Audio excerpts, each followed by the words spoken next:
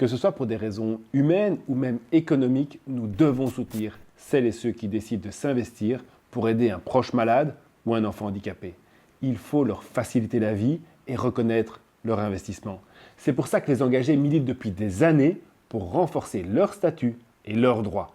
On l'a fait inscrire dans l'accord du gouvernement, c'est une de nos priorités. La bonne nouvelle, c'est qu'on vient d'obtenir deux grandes avancées. La première concerne des aidants proches exerçant un emploi rémunéré.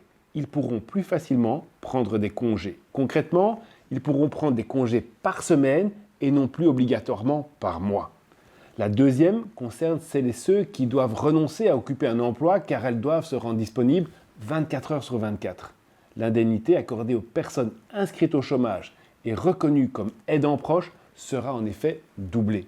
Mais attention, pour pouvoir en bénéficier, vous devez absolument être reconnu comme aidant proche par votre mutuelle et il faut le faire avant le 31 mars. Nous sommes heureux de voir que le gouvernement a enfin pris les premières mesures pour faire face à l'urgence. C'est une première victoire pour les engagés qui se battent pour cela depuis le premier jour.